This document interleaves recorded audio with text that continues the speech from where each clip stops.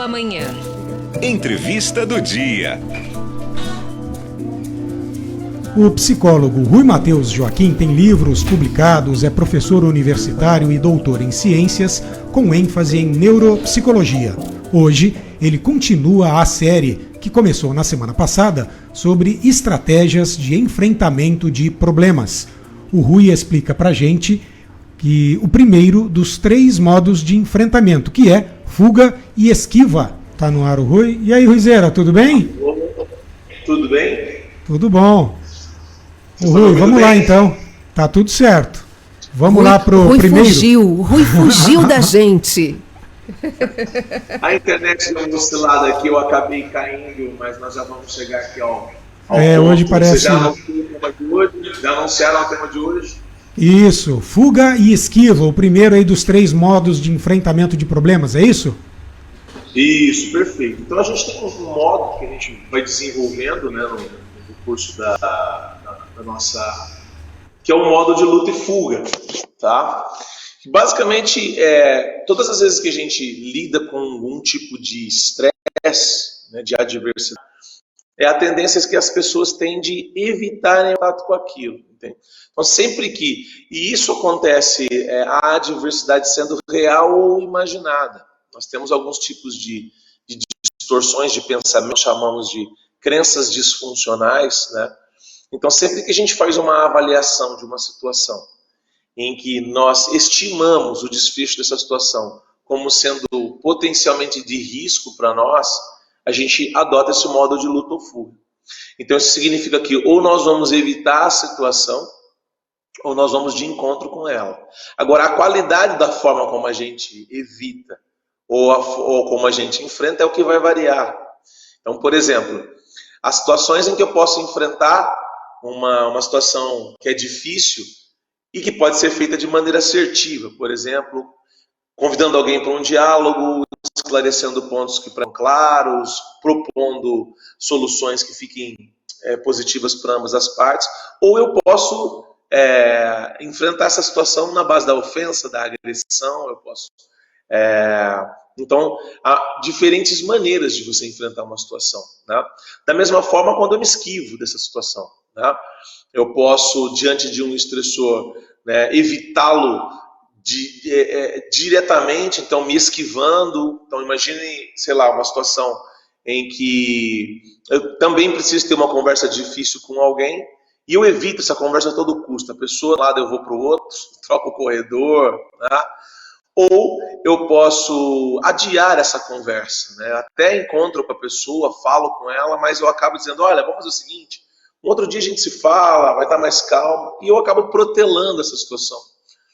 Ou eu posso, nessa esquiva também, como é que se diz? Congelar, travar, né? Que é realmente não conseguir e me tornar submisso diante de uma situação que é difícil para mim. Né? Aí quando eu estou nesse modo de submissão, eu acabo desenvolvendo uma subserviência exagerada e acabo muitas vezes adotando uma sobrecarga de coisas que eu poderia evitar. Então, sempre que nós estamos diante de um estressor, né, que ele é muito difícil, nós tendemos a adotar essa postura de luta e fuga, né?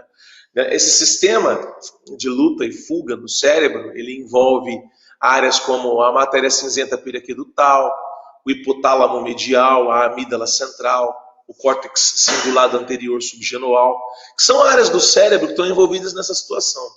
Só que há situações, por exemplo, em que o enfrentamento, né, nós vamos ter, sobretudo quando ele envolve a amígdala, é a evitação. Então, sempre que a gente imagina que uma situação ela pode ser danosa ou perigosa, ou, né, de algum modo envolver um risco, a gente tende a se esquivar, fugir dessa situação por conta de um mecanismo de defesa mesmo, né? Diante do estresse a gente evita. Isso a longo prazo, se isso se torna um hábito muito consistente, isso se torna, né, um traço de personalidade evitativo, por exemplo, isso pode levar a alguns transtornos de personalidade importantes. né, de evitação, né, de esquizotípico, né?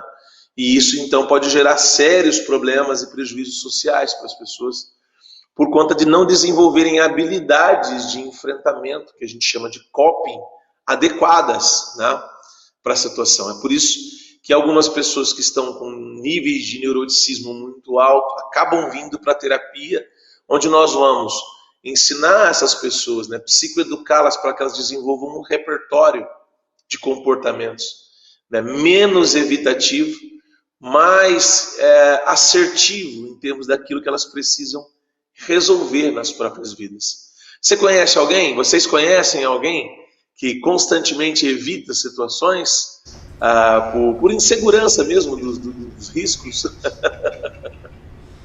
Nesse caso, evitar muitas vezes não fala nada, vai jogando para debaixo do tapete, finge que não é com ele ou com ela. Esse finge que não é comigo, né, a gente chama de protetor desligado, né? Tem um evento ocorrendo, né, mas eu finjo demência, né? Eu finjo que ele não está rolando. Rui, mas não pode ocorrer de a mesma pessoa ter os 3 modos, e eu percebo muito comigo isso, em determinada situação onde eu ajo de uma forma, em outro, eu chego a essa conclusão me lembrando de uma palestra sua na Câmara Municipal há alguns anos, quando você disse que a mente humana, ela trabalha com, você foi muito claro e objetivo, que ela trabalha com a relação custo-benefício, então ela avalia o que é melhor fazer naquele momento. Então eu navego entre estas 3 estratégias aí. É isso, todos nós intercambiamos nesses 3 modos, certo? Todos nós, invariavelmente, o funcionamento saudável é você intercambiar. Mas algumas pessoas, elas parecem se fixar, se tornar um pouco mais rígidas com alguns modos. E é isso o que torna o comportamento disfuncional. Porque você, quando fica muito rígido num modo, né, você acaba adotando uma inflexibilidade, né, uma falta por falta de repertório, muitas vezes, de outras classes de comportamento que você poderia utilizar. E isso acontece porque o cérebro é plástico.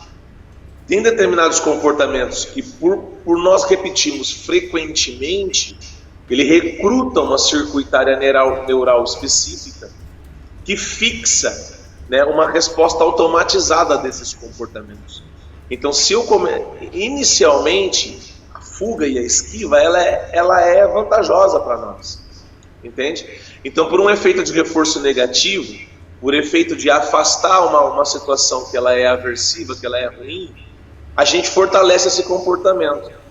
Só que quando isso se torna algo muito rígido, isso começa a trazer mais prejuízos e benefícios, porque há situações que não podem ser adiadas por muito tempo. E aí você começa a ter prejuízos. Então você está correto, viu, Teixeira? A gente vai intercambiando. Então, algumas pessoas estão fixadas num modo de evitação e isso já está flertando com uma condição psiquiátrica, entende? Devido à rigidez, e isso pode dar luz a transtornos de personalidade importantes nesse modo evitativo, a gente pode dizer. Perfeito. Ruizeira, na semana que vem a gente te aguarda então aqui para falar de outro desses modos, dessas estratégias de enfrentamento de problemas, tá certo? Perfeito. Forte abraço, meus amigos. Abraço, Valeu, bom fim de semana.